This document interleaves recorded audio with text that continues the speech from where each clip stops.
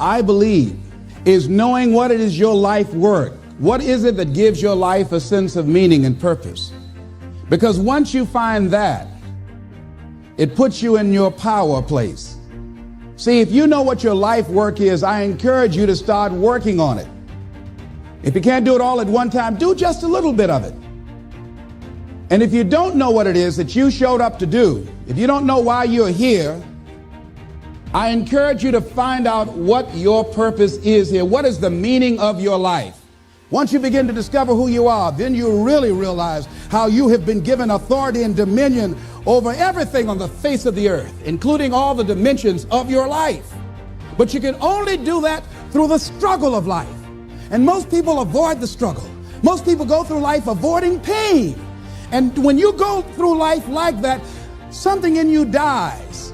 Something in you that you never activate is lying dormant in there, that you never get a chance to call on because you have not challenged yourself.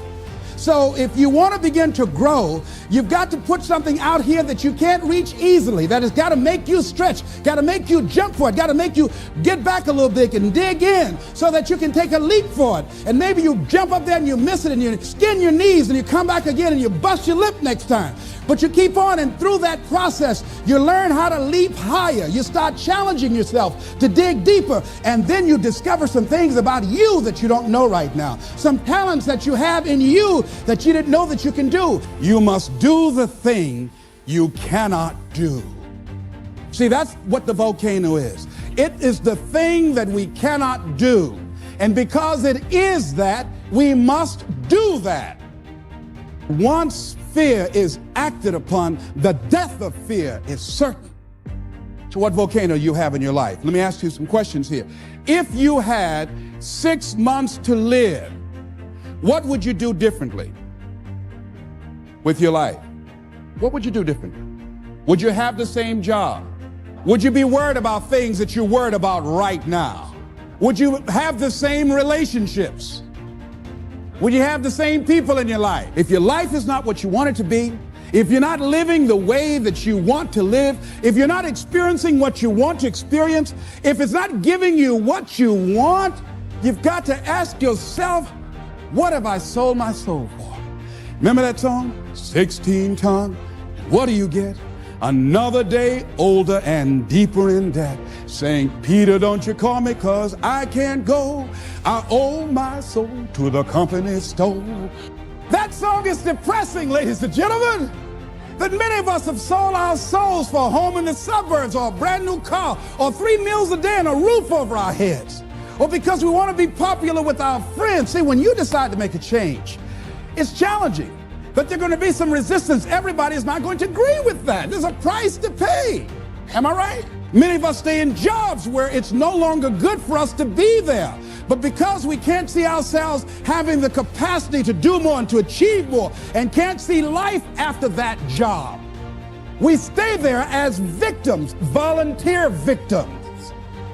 Because nobody's making us do it. We volunteer to be victims. We volunteer not to be in charge of our destiny. We volunteer.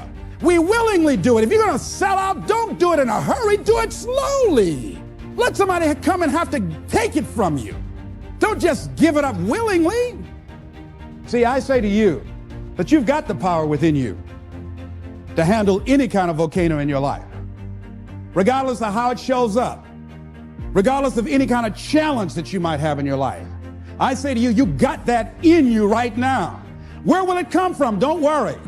If you trust yourself, it will come to you at the right time in which you need it. If you believe and don't doubt in everything in you. There's something about life, I believe, that when a person resolves within themselves that this is how I give my life, this is how I'm forwarding myself into the universe. Dr. Johnny Youngblood out of New York, he said, I must live what's in me. This is why I've got to do this, Les.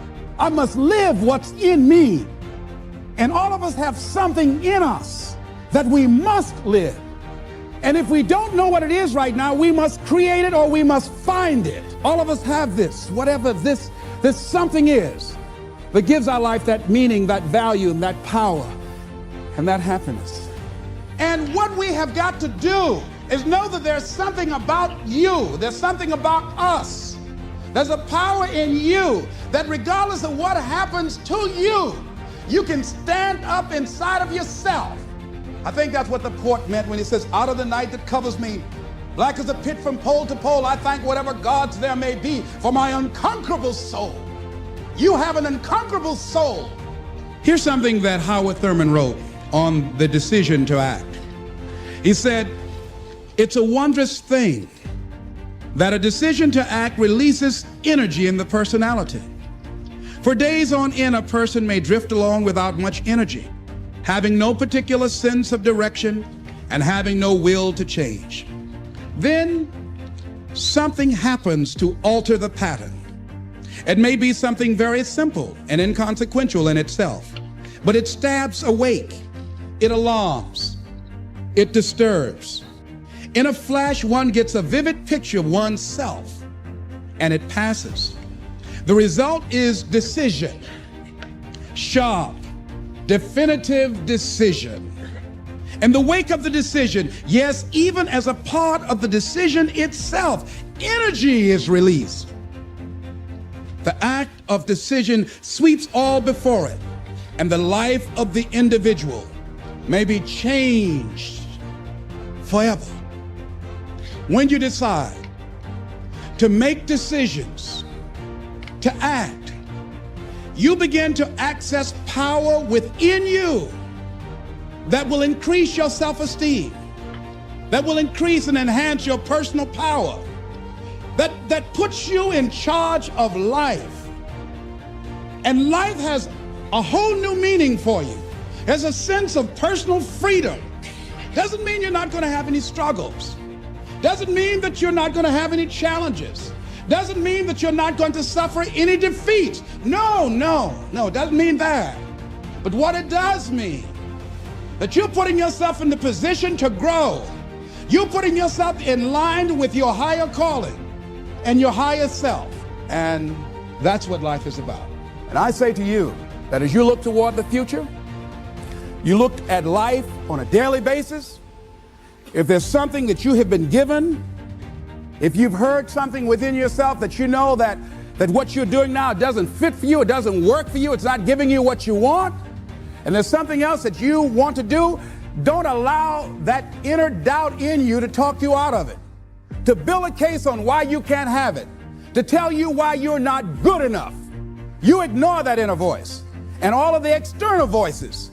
Don't judge the possibilities for what you can do based upon the circumstances, because the circumstances won't determine who you are.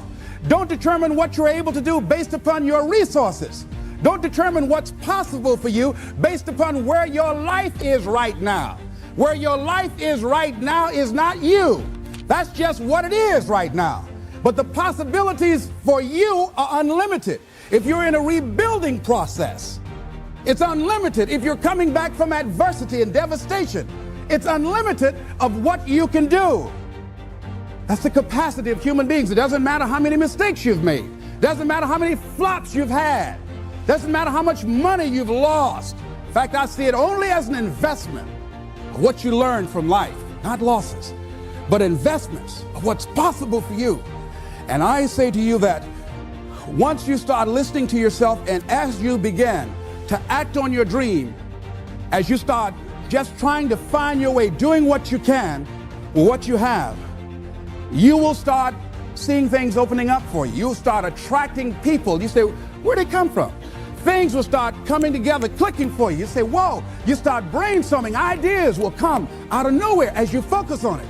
The key to it is to begin to focus on what it is you want to do. Why, Les? Why is that important? Because as you focus on that which you want to do, that which we focus on, that which we give our energy to, it will begin to multiply. It will begin to expand. It will begin to develop your consciousness. And out of that comes your greatness. Out of that comes a commitment. Out of that comes a passion for life. Out of that comes a special power that you have in you that you haven't even called on yet. See, the powers that we have will never reveal themselves if we don't challenge them. If we don't put ourselves in a position where we have to use them. So one of the most important things is reading a book that's a really interesting book called Instant Millionaire. And the guy said, put yourself in a position where you can't retreat, where it's do or die, sink or swim. Here's what you'll find out. You'll develop incredible swimming skills or swallow half the pool of life. You'll find yourself stroking unlike you've ever seen before. Through the inspiration of desperation, you'll become more creative than ever before.